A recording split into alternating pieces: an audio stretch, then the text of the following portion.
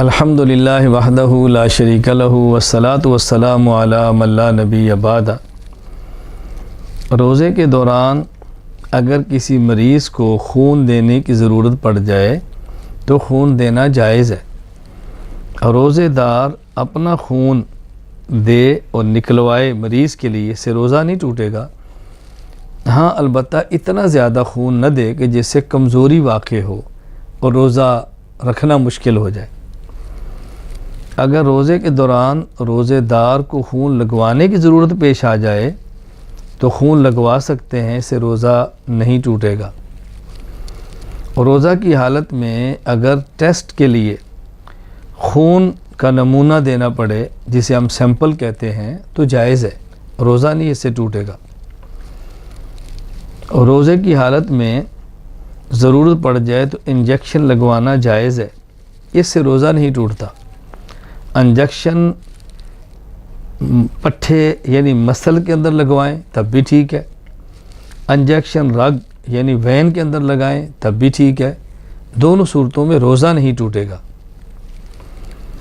Injection کسی مرض کے لیے لگوائیں، انجیکشن طاقت حاصل کرنے کے لیے لگوائیں، روزہ کسی صورت میں بھی نہیں ٹوٹتا۔ ہاں البتہ یہ ضرور ہے کہ محض طاقت حاصل کرنے کے لیے انجیکشن لگوانا یہ مکروہ ہے، مناسب نہیں ہے، مسلمان کی شان کے لائق نہیں ہے۔ اور روزہ میں کچھ مشقت تو ہوگی، کچھ تکلیف تو ہونی ہے، آخر اللہ تعالیٰ سے اجر و ثواب جو حاصل کرنا ہے۔ اسی طرح اگر مریض روزے کی حالت میں ڈرپ لگوائے تو لگوا سکتا ہے، اس میں مختلف انجیکشن ڈالیں تو بھی جائز ہے۔ اگر کوئی مریض تو نہیں ہے، طاقت حاصل کرنے کے لیے ڈرپ لگواتا ہے، مکروہ ہے، نامناسب ہے، ایسا نہیں کرنا چاہیے، لیکن اس سے روزہ نہیں ٹوٹے گا، یہ بات ذہن نشین فرما لیں۔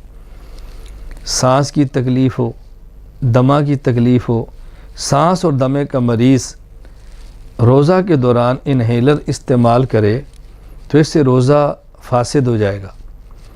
اس میں دوائی ہوتی ہے جو پمپ کرنے کی صورت میں اندر جاتی ہے، اور دوائی کے اندر جانے سے روزہ فاسد ہو جاتا ہے، لیکن یہ ذہن نشین فرما لیں کہ وہ اتنی قلیل مقدار میں ہے کہ اس سے روزہ فاسد تو ہوگا، قضا تو ہوگی، لیکن اس صورت میں کفارہ نہیں ہے۔ انہیلر کے استعمال کرنے سے روزہ ٹوٹ جاتا ہے، قضا لازم ہوتی ہے، ہاں البتہ اس میں کفارہ نہیں آتا۔ وآخر دعوانا ان الحمدللہ رب العالمین۔